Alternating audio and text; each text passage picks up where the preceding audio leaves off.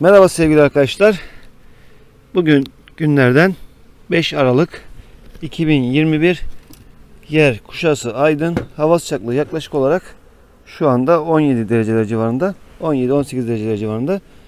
Kovanı açmak için müsait bir hava. Yaklaşık olarak 2-3 gündür hava yağmurluydu. Ve biraz arılarımız uçuşa geçemedi. Bakalım durumu nedir? Daha doğrusu ben 3 haftadır işlerimin yoğunluğundan dolayı arılarımı kontrol edemedim. Bu 10 çıtalı bir arımız. Açıyoruz. Hep beraber bakalım. Açarken dikkat etmemiz gereken hususlardan bir tanesi arkadaşlar, komple açmıyoruz. Çünkü havalar serin. Yavrular varsa üşütmeyelim yavrularımızı. Önemli bir konu. Şuradan başlayalım. Bal stoğu nasıl? Ona bakalım arkadaşlar öncelikle. Bıraktığımız balları tüketmişler mi? Hava bugün çok güzel. Arı uçuşta. Yavru da uçurdu bugün. Onu da çektim. Onu da paylaşacağım sizlerle. Şöyle yavaştan. Arkadaşlar arıyı ezmemeye dikkat edelim. Bu son çıtamız. Görüldüğü gibi bal var. Arkasında da bal var. Arı üzerinde arı geziyor. Bunu şu anda almıyoruz. Belki ilerleyen zamanlarda duruma göre alabiliriz arkadaşlar bu çıtaları. Şurada ikinci çıtamız. Bunlar stok çıtamız oluyor genelde. Artık anamız içeriye doğru çekilmiştir. Bakalım durumu nedir stoğumuzun. Bir taraftan varroa var mı ona bakacağız. Hastalık. Arkadaşlar güve önemli. Komple bal. Arkası da komple bal. Hani soruyor arkadaşlar. Genelde soruyor kışa ne kadar bal bırakmalı diye. En az 3 çıta arkadaşlar. Yani 10 kilonun üzerinde olması gerekiyor. 3'er kilodan hesaplarsak 3 çıta 9 kilo yapar.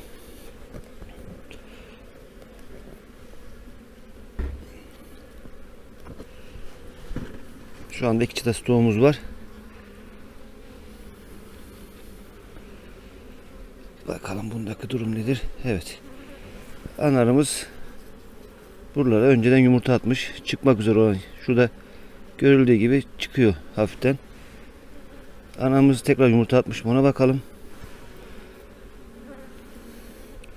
Evet, şuralarda kameradan da gözükebilir mi bilmiyorum. Günlükler var. Anarımız muhtemelen bu çıtanın üzerindedir. Çünkü günlük yumurtalar dik duruyor şu anda. Yeni geçmiş, çıkandan yerine hemen atmış. Önemli olan konulardan bir tanesi de şu bal kemeri muhakkak olması lazım arkadaşlar. Olmazsa olmazlardan bir tanesi bu. Şurada hep günlükler var. Şöyle. Varroa'ya bakıyorum. Arıların üzerinde var mı diye yok. Güve önemli arkadaşlar bu mevsimde.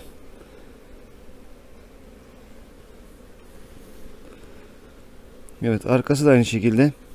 Arımız sakin, stoğu yerinde. Gelişimi güzel. Gayet de güzel arkadaşlar. Günlükleri görüyorum aralardan. Çok da rahatsız etmek istemiyorum. Normalde bunu gördükten sonra kovanı kapatmam gerekiyor.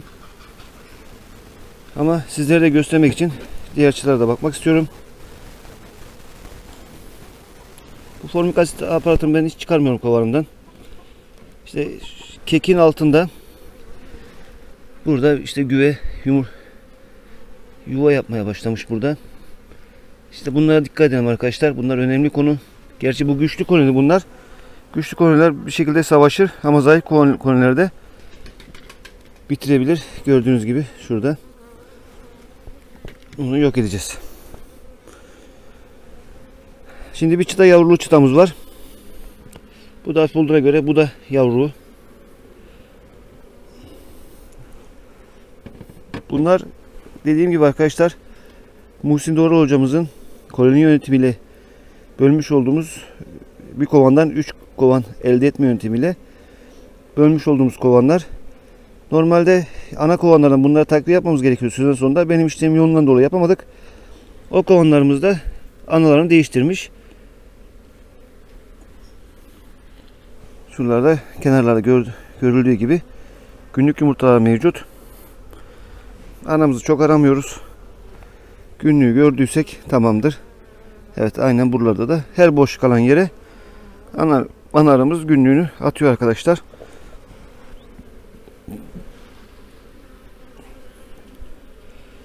Çok anamızı aramaya gerek yok. Günlüğü gördük mü problem yok arkadaşlar. İki çıta yavru oldu.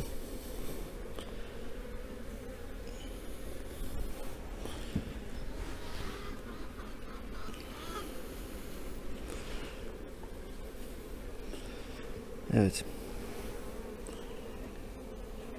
Bunlarda da var günlükler. Bunlar 2 günlük, 3 günlük yatmış çünkü bunlar. Yani gözüktüğü gibi komple burası. Şu bölge yumurtalı bölge. Kemerimiz var her zamanki gibi.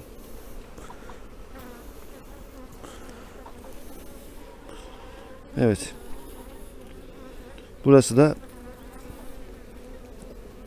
burada da temizlik yapılmış. Tek tük günlük görebiliyorum. Güneş de tersten bugün. Çok net göremiyorum arkadaşlar. Etti bize 3 çıta.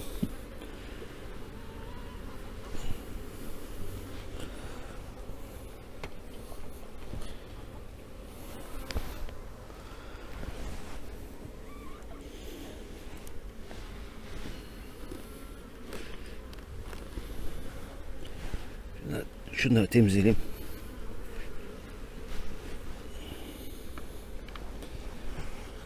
Bunları temizlemiyoruz arkadaşlar kesinlikle, bu mumları. Çünkü arı yukarıda kendine yol açıyor. Yani çıtalar arasında gezebilmek için, hava sirkülasyonu sağlayabilmek için bunları temizlemiyoruz arkadaşlar. Evet, bu polen var arının ayağında. Bu polen çıtamız. Evet, bunda komple polen var. Kemerimiz çok güzel. 3 çıta yavrulu alanımız var.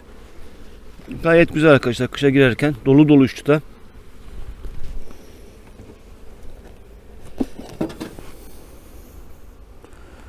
Arayı sıkıştırınca arı gördüğünüz gibi soktu beni. Polenli arı. Bir dakika, iğnesini şey yapmadan çıkartalım, ölmesin. Heh. Tamamdır. Bezin altında olunca, sıkıştırınca maalesef biraz canımız acıdı. Şimdi burada tabi bir fenomen kokusu var. Biraz duman sıkalım. Fenomen kokusunu bastıralım.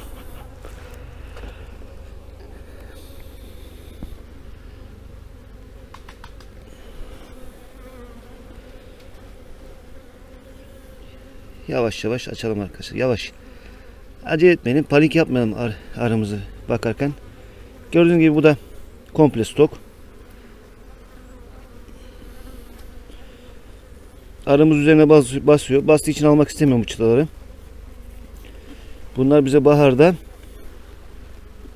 arı erken uyandığı zaman daha çabuk gelişmesini sağlayacaktır arkadaşlar. Evet. Gördüğünüz gibi bu da stok.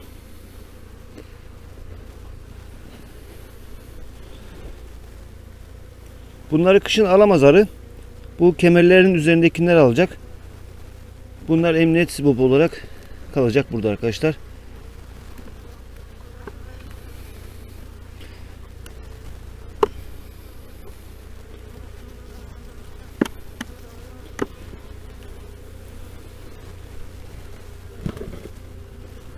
Evet arkadaşlar, bu da aynı şekilde ballı çıtamız.